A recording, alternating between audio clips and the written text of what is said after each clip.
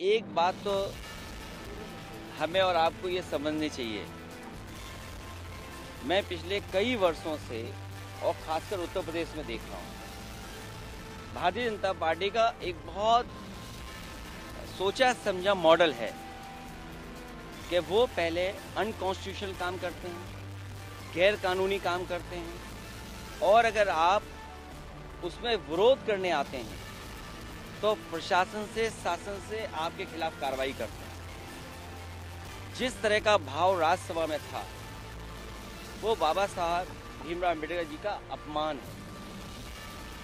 न केवल हम समाजवादियों के बल्कि पूरे देश के शोषित, वंचित, पीड़ित, अपमानित लोग और जो समाज में सबसे पीछे छूट गए थे, उनके लिए आज भी वो पूजनीय है। आप किसी भी गांव में चले जाएं पूरे देश में, आज भी बाबा साहब को पूजने का काम गांव के लोग करते हैं। गरीब, हर समाज के लोग उनको भगवान की दृष्टि से देखते हैं। तो इस तरह की भाषा का इस्तेमाल करना न केवल निंदनीय है बल्कि शब्दों को वापस लें और माफी मांगने की जो विपक्ष की बात है उसको मानना चाहिए सरकार को। और सच्चाई तो ये है कि जो व्यक्ति माफी मांग लेता है वो बड़ा होता है। माफी मांगने वाला व्यक्ति हमेशा बड़ा होता है।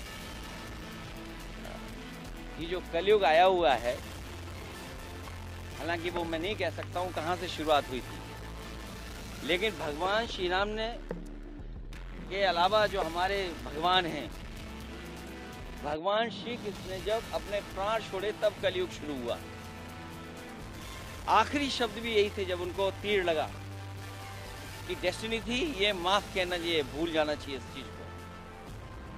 तो कम से कम सरकार को जिनकी भाषा से, व्यवहार से पूरे देश का सेंटिमेंट बाबा साहब भीमराव अम्बेडकर जी के लिए जो अपमान की तरह भाषा इस्तेमाल हुई, उस पर माफी मांगनी चाहिए और शब्द वापस अपने लेने चाहिए।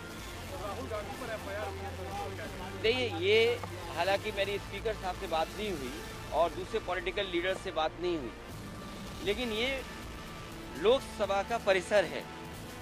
इसमें सबसे ज्यादा सुप्रीम अगर कोई है तो स्पीकर साहब है। अब सोचिए आप, बीजेपी के लोग तो स्पीकर के साहब के ऊपर भी चले गए। हालांकि मेरी किसी पॉलिटिकल पार्टी से बात नहीं हुई, लेकिन ये जो परिसर है वो लोकसभा का है। तो स्पीकर साहब के पास हम बैठ करके बहुत सारी चीज़ों को सुलझा सकते थे।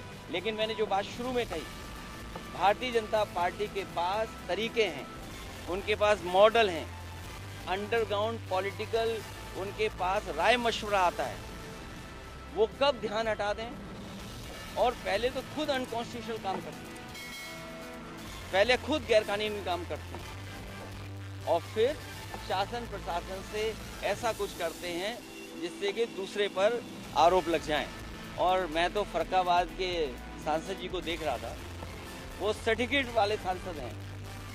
अगर उनको इलाज, दवाई की ज़रूरत हो तो उनके लिए सलाह यही है कि हम फरक्काबाद से डॉक्टर बुला करके फ्री इलाज करा सकते हैं उनका।